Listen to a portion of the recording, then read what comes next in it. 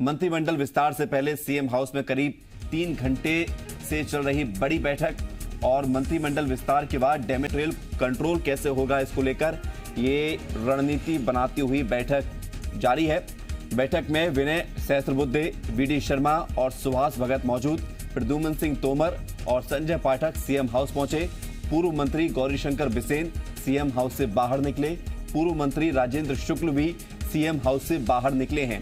दोनों ने मीडिया से बात नहीं की है। हालांकि अंदर किन बातों को लेकर चर्चा हुई है ये साफ नहीं है, लेकिन ये देखिए प्रद्युम्न सिंह तोमर जिनके कैबिनेट मंत्री बनाए जाने को लेकर अग्रिम बधाई के पोस्टर ग्वालियर में लग चुके हैं, वो सीएम हाउस से बाहर निकले हैं।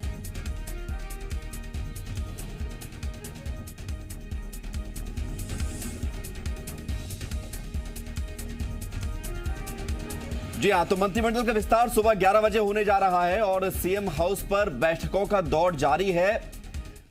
और सीधे रुख करते हैं सीएम हाउस के बाहर। विवेक पटैया हमारे साथ जुड़ रहे हैं और इस खबर पर विश्लेषण के लिए हरीश दिवेकर भी हमारे साथ राजधानी भोपाल से एसोसिएट एडिटर जुड़ रहे हैं। सबसे पहले विवेक, आपकी तरफ आएंगे, क्या अपडेट है? सीएम हाउस में कौन कौन मौजूद है? देखिए, फिलहाल बैठक चल रही है। शिवराज सिंह चौहान है, विनय सहस्त्रबुद्धे है, प्रदेश अध्यक्ष वीडी शर्मा है और सुभाष भगत है। लेकिन बड़ा एक आश्चर्य यहाँ पर इसलिए हम कह सकते हैं कि सीएम हाउस में सबसे पहले गौरीशंकर बिसेन को बुलाया गया, राजेंद्र शुक्ल को बुलाया गया। ये दोनों नेताओं से चर्चा की गई और उसके बाद ये दोनों नेता कुछ ही देर पहले यहाँ से निकले हैं और उन्होंने हमसे किसी प्रकार की कोई चर्चा नहीं की है और उनके चेहरे के भाव भी कुछ ऐसा बता रहे थे कि कुछ ठीक नहीं है और उनको लेकर कोई अलग संकेत मिले हैं। और कुछ ही देर पहले संजय पाठक को बुलाया गया। संजय पाठक अभी सीएम हाउस में एंटर हुए हैं। हालांकि प्रद्युम्न सिंह तोमर भी सीएम हाउस पहुंचे हैं, लेकिन वो बाकायदा जो है बातचीत करके गए हैं अंदर। लेकिन संजय पाठक भी अंदर अभी कुछ देर पहले पहुंचे। लेकिन बिसेन के चेहरे से जो हाव भाव दिखाई दिए और जो राजेंद्र शुक्ल के चेहरे से हाव भाव दिखाई दिए वो किशोर संकेत कर रहे हैं। इस पर जरूर जो है संशय है कि आखिर ऐसा क्या हुआ कि इन दोनों ही नेताओं को अंदर बुलाया गया। जिस तरह चर्चाएं चल रही है कि कुछ सीनियर नेताओं को इस बार ड्रॉप किया जा सकता है, उनको मंत्रिमंडल में जगह नहीं मिलेगी, क्या उस ओर ये बात इशारा कर रही है कि उन दोनों नेताओं को बुलाकर यहाँ पर बताया गया हो, समझाया गया हो वरिष्ठ नेताओं के द्वारा, शिवराज सिंह चौहान के द्वारा या विनय सहस्त्रबुद्धे के द्वारा। लेकिन हमने जब बात करने की कोशिश की राजेंद्र शुक्ल से तो उन्होंने जो है बात नहीं की और उनका चेहरे का जो भाव था वो ये बता रहा था कि वो जरूर नाखुश दिखाई दिए। इसका मतलब साफ है कि कहीं न कहीं उनको कुछ समझाई दी गई है अंदर और वो कुछ ही देर पहले बाहर निकले हैं। बिसेन भी बाहर निकले, संजय पाठक अंदर है और प्रद्युम्न सिंह तोमर जरूर आए हैं। और प्रद्युम्न सिंह तोमर को लेकर जिस तरह से बधाई संदेश लगे हैं ग्वालियर में, तो ये बात तो तय है कि प्रद्युम्न सिंह तोमर को संकेत मिल चुके हैं। लेकिन संजय पाठक को क्यों बुलाया गया है, इस पर भी सवाल है कि आखिर संजय पाठक को देर रात इस बैठक में क्यों अचानक बुलाया गया। बिल्कुल सवाल भी है और प्रद्युम्न सिंह तोमर के चेहरे की मुस्कान बता रही है कि उनके लिए तो सब कुछ ठीक है, अच्छी बातें आ रही हैं। लेकिन जो सवाल आपने भी किया उसका विश्लेषण करेंगे हरीश दिवेकर जी। गौरीशंकर बिसेन का बैठक में जाना, सीएम हाउस में जाना, राजेंद्र शुक्ल का जाना, संजय पाठक का जाना, ये क्या संकेत है? देखिए, जीएमपीसीजी में हमने सबसे पहले बता दिया था कि जो 3 पूर्व मंत्री के नाम कट रहे हैं उसमें गौरीशंकर बिसेन, रामपाल और पारस जैन। अभी लेटेस्ट जानकारी आ रही है कि राजेंद्र शुक्ला का नाम भी उसमें शामिल हो गया है। और हम बताना चाह रहे थे कि डैमेज कंट्रोल को लेकर ये बैठक चल रही है सीएम हाउस में और अभी 9 बज रहे हैं और 3.5 घंटे से ज़्यादा हो गया लगातार बैठक चल रही है और एक व्यक्ति पे नाम पे बात करने की कोशिश की जा रही है। उनको बुलाया जा रहा है, समझाया जा रहा है, कहा जा रहा है कि अभी सरकार को बनाना है, सरकार को चलाना है, तो उसमें उनका सहयोग चाहिए। उसके चलते ही बैठक में बात की जा रही है और केंद्रीय नेतृत्व का फैसला है। ये बात विनय सहस्त्रबुद्धे के माध्यम से कहलवाई जा रही है, इससे पूरी नाराजगी का ठीकरा मुख्यमंत्री शिवराज सिंह चौहान के ऊपर ना जाए। इसको देखते हुए विनय सहस्त्रबुद्धे दिल्ली से आए और बैठ के पूरा बात कर रहे हैं। इसके पहले जब राजभवन जाना था उसके पहले विनय सहस्त्रबुद्धे भाजपा कार्यालय पहुंचे थे, वहाँ भी विजय शाह को बुलाया गया था, वहाँ भी बात हुई है। तो ऐसे दिग्गज जो पूर्व मंत्री थे जो बैगेज मान रही थी और नए चेहरे सामने लाने थे इनको कम करने के लिए, तो ये उसकी शुरुआत दिख रही है। हालांकि अभी सूत्रों के हवाले से ही खबर है, ये पुख्ता नहीं है कि पुष्ट नहीं है कि इनको हटाई जा रहा है, लेकिन सूत्र हमारे विश्वसनीय है। उन्होंने बताया कि जो दिग्गज मंत्री थे या पूर्व दिग्गज विधायक है और पूर्व दिग्गज मंत्री है, उनको हटाने के लिए केंद्रीय मंत्रिमंडल और केंद्रीय नेतृत्व ने तय किया है, और उसी के तहत ये बात की जा रही है। नाराजगी बाहर नहीं आए, एक एक करके बात की जा रही है, उन्हें समझाया जा रहा है, इसीलिए इतना वक्त लग रहा है। और साथ में कुछ विधायकों के फोन भी वहां से सीएम हाउस से लगाए जा रहे हैं, जो बाहर थे उनको कहा जा रहा है कि आप भोपाल पहुंच जाएं, जो भोपाल में पहले से मौजूद है उनको अभी संदेश नहीं गया है।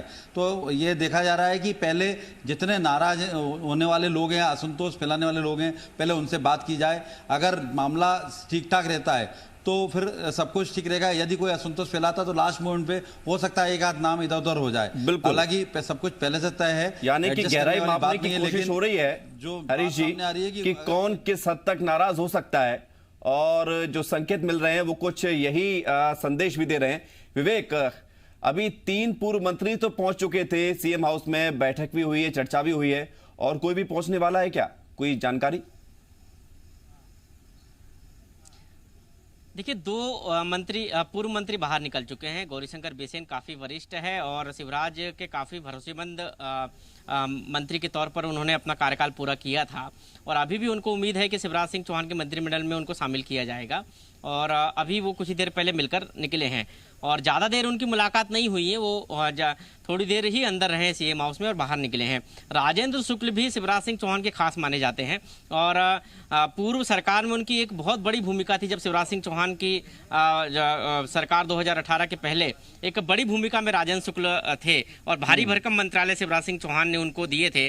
तो उनकी भी भूमिका को लेकर जो है ये कहा जाता था कि शिवराज सिंह चौहान की खास है, लेकिन इस बार उनको अचानक बुलाना सीएम हाउस में, उनसे चर्चा करना और उनका फिर वापस जाना और चेहरे के भाव बताना कि कहीं न कहीं उनको लेकर कोई संकेत दिया है पार्टी हाईकमान ने, तो ये बता रहा है कि अब इन वरिष्ठ नेताओं को इस बार जो है कहीं ना कहीं संगठन कोई दूसरी जिम्मेदारी में रखेगा, इनका कोई दूसरा उपयोग करेगा, और एक नई लाइन जो है, नई पीढ़ी तैयार करने की कोशिश यहाँ पर भारतीय जनता पार्टी कर रही है कि नई लाइन के नेताओं को एडजस्ट किया जाए, उनको जगह दी जाए।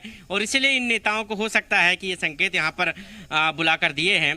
पिछली बार भी जब शिवराज मंत्रिमंडल का विस्तार हुआ था इसके पहले वाले कार्यकाल में, तब विनय सहस्त्रबुद्धे ही वो शख्स थे जिन्होंने जो है बाबूलाल गौर के घर जाकर और सरताज सिंह के घर जाकर उनको बताया था कि पार्टी हाईकमान का यह फैसला है कि 75 पार उम्र के नेताओं को अब जो है मंत्री नहीं बनाया जाएगा और इसलिए आपको इस्तीफा देना पड़ेगा, क्योंकि किसी भी मध्य प्रदेश के नेता की यह हिम्मत नहीं थी और इसलिए कोई भी मध्य प्रदेश का नेता उनके साथ नहीं गया था। खुद जो है विनय सहस्त्रबुद्धे पहले सरताज सिंह के घर गए, फिर बाबूलाल गौर के घर, उनको ये फरमान सुनाया और उन दोनों से इस्तीफा लिया गया। जब जिम्मेदारी निभाते रहे हैं कि जब पार्टी में कुछ ऐसी बात कहनी हो जो कि वरिष्ठ नेताओं को अच्छी ना लगे, वो विनय सहस्त्रबुद्धे बखूबी अच्छा से कहना भी जानते हैं और डैमेज भी नहीं होता है।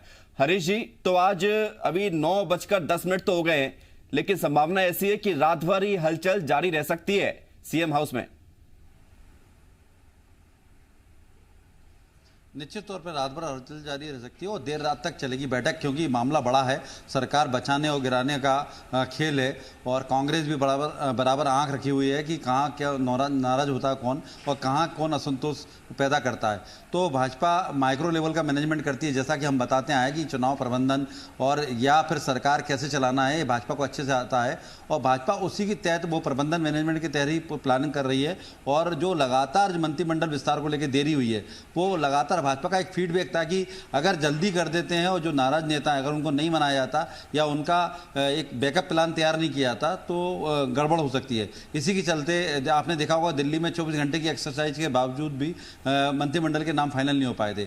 आज सुबह दिन में पहुंचे हैं विनय सहस्त्रबुद्धे, अपने साथ सूची लेके पहुंचे हैं, उसके बावजूद 4 या 5 नाम ऐसे बताए जा रहे हैं जो अभी फ्लैक्चुअल है, मतलब बाद में बदले भी जा सकते हैं। तो अभी सबकी गहराई, जो आपने बोला अभी गहराई नाप रहे हैं, वाकई गहराई नापी जा रही है और समझाया जा रहा है। जो मान जाएंगे तो वो तो आगे उनको बताया जा रहा है कि संगठन होगा, संगठन में एडजस्ट करेंगे या पार्टी आपका ध्यान रखेगी, आप निश्चित रहें। पार्टी के लिए आपने इतना किया, पार्टी भी आपके लिए ध्यान रखेगी और पार्टी ने आपको ऊंचाई दी, पार्टी ने आपको इतने साल तक मंत्री बनाया, पार्टी ने विधायक का मौका दिया है। आज पार्टी के लिए जरूरत है आपके बलिदान की, त्याग की, तो आप उसके आगे रहिए। तो जो लोग हैं, कुछ लोग मान गए हैं, कुछ लोग अभी खुल के नहीं बोल रहे हैं, लेकिन असंतोष की बात आ रही है। अभी जिस तरह संजय पाठक को भी बुलाया गया तो ये एक चौंकाने वाला बात है। संजय पाठक एक तरह से व्यवसायी नेता माने जाते हैं और जो कांग्रेस छोड़कर गए थे वही एक अकेले ऐसे नेता थे जो भाजपा के अंदर सर्वाइव कर रहे थे।